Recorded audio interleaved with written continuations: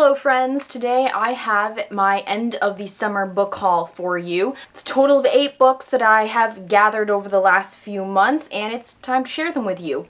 The first 2 are actually books that my sister gave me when I went home to visit my family. My sister had to take an English class over the summer, and she said, I had to read these 2 books, or amongst a couple others, and I really think you like these 2, so she gave them to me, let me borrow them, whatever. And the first one is The Tortilla Curtain by T.C. Boyle, and the other one is My Year of Meats by Ruth L. Ozeki. I have heard of Ruth Ozeki before.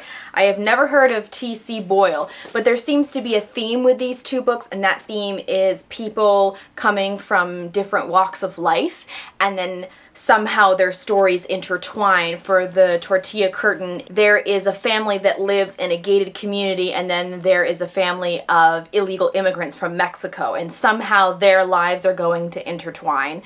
And for My Year of Meats, there's a woman named Jane and another woman named Akiko who live on different sides of the world, and somehow their paths are going to cross too. I don't know how. That remains to be seen.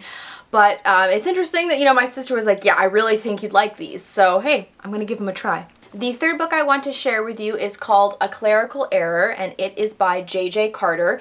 This is a self-published book, and one of the few offers that I get that's not like YA paranormal romance stuff, so I was like, all right, I'm gonna check this out. It is about a vicar in a small town named Martin Taylor, and his next door neighbor dies, and everyone assumes it's from a heart attack, but there's some suspicion that maybe there's something worse. So it sounds like we're going to have a bit of a murder mystery on our hands, and they said something about supernatural tale of friendship. So I'm wondering if that means there's going to be some ghosts coming to visit this vicar. I mean, there is the picture of the church with all the little gravestones there. So we'll see. I've paged through it, and it seems, it seems like there's some potential here. So I'll let you guys know what I think. The other 5 books that I got were all from Book Outlet. I had a gift card left over from my birthday that I still hadn't used yet, so grabbed one of my friends and the 2 of us drove down to Book Outlet. It's about like an hour and a bit from where I live, the actual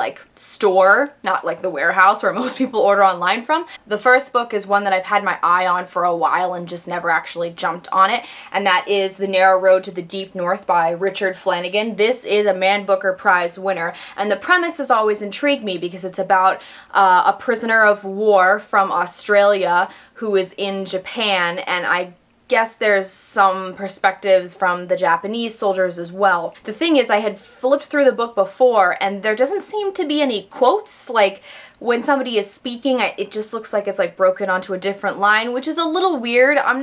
Sometimes stuff like that throws me off and makes me not want to get it, but when I saw it for $5, I was like, okay, time to finally get this book, because the subject seems like something that would be very interesting to me, but it's a Man Booker Prize book, which can sometimes be kind of hit or miss, so we shall see. The next book that I picked up from Book Outlet is the one I'm most excited about, and that is No Way Down by Graham Bowley.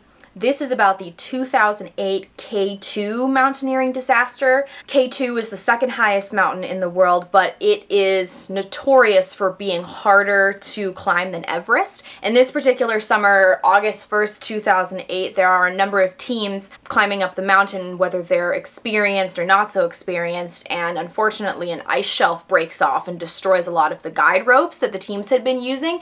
And so now we have a very serious life or death situation where some of these people are going to make it down and some of them aren't. This obviously has a very similar vibe to Into Thin Air by Jon Krakauer, which is about the Mount Everest disaster in 1996, which I absolutely loved. I just find reading books about mountaineering and sort of these extreme sports that it really comes down to being life or death is just so fascinating, because it's something I never would do, but I am just so intrigued by the people that would do it. It's going to be one of those things where you can't put it down. So yeah, definitely very excited to pick this one up. Probably will pick it up first out out of all of these. The next two I have kind of go together, but also really don't go together at all in a way. The first one is Digging to America by Ann Tyler, and then the second one is Eleanor Rigby by Douglas Copeland. If any of you are Canadian and have visited Chapters, you've probably seen books like this where it's just the solid color with the name of the book and the author on it, and then the pages are also the same color.